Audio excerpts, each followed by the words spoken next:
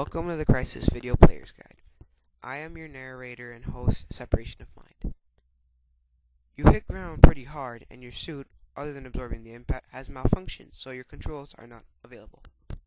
This will be remedied shortly. You are armed with the U.S. Special Forces Standard Issue SCAR. Press C to customize. There are many different options for many different players. This is my personal favorite. Your suit's now online and the energy and health bars are now coming up. Speaking of which, let's talk about your HUD. On the left is your map and your awareness meter, which shows if enemies know you're around. On the right is your ammunition levels, your grenades, your energy in blue, and your health in green. You wouldn't want either of them to drop down too low. Press and hold tab to bring up your objectives. Scroll in on the map to zoom in, and scroll back to zoom out. You could drag it by right-clicking and moving the mouse. You could check this at any time.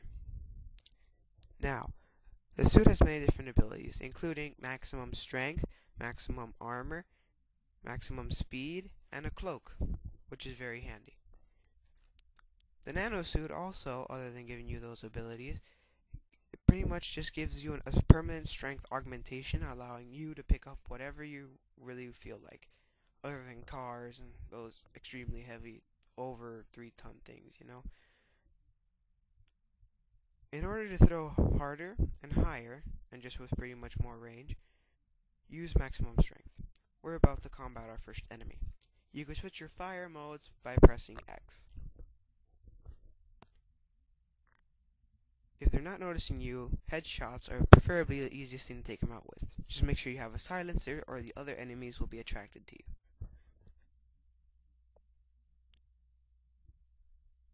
I am now going to engage the enemies in a tactical situation.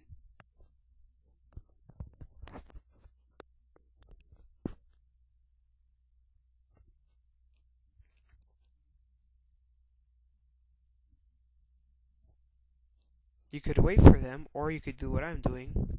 Cloak, come up behind. I shot this first man with the sleeper dart attachment, and I picked up his friend by using F and threw him with maximum strength. That guy is only disabled, which means that he's not dead. I just take him out with a shot to the face. Now you can tell when an enemy is dead if you see the gun fly out of their hand. If it's still in their hand, that means they're only still temporarily disabled. Right now, we're supposed to be meeting up with Jester. He's perched on a small rock face on a cliff nearby.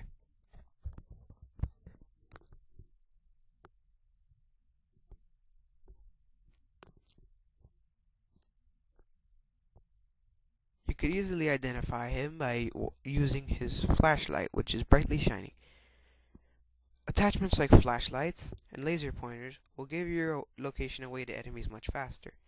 The CRYTEK 2 engine has incredible AI. Right now, Aztec should be somewhat panicking.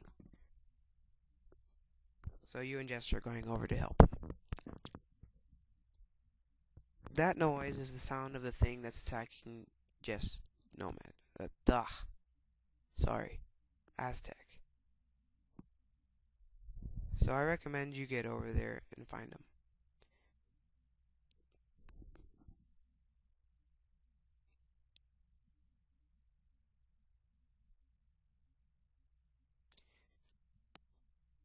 Now, what I'm doing here is not a very good example of moving around in a forest. It's okay now because you know there are no enemies, but you should rather walk through bushes, the brush, or even prone and go past them if you have to. This will also reduce your visibility.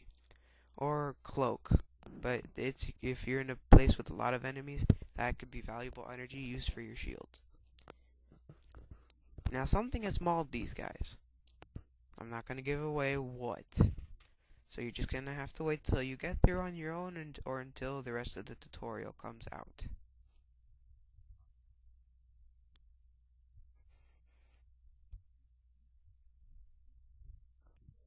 Kinda strange, eh? Start cooking up your theories. I'd like to hear as many as you could think of.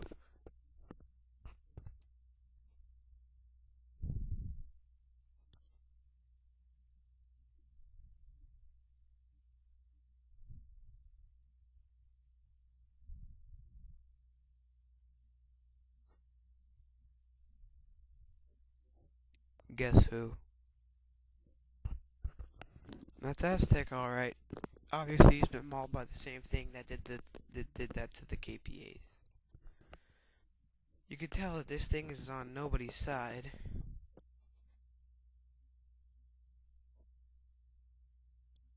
Now, the nanosuits are valuable technology that cannot be left in enemy hands. So, the suits have a controller which allows them to be vaporized at any moment when somebody dies. Shown now.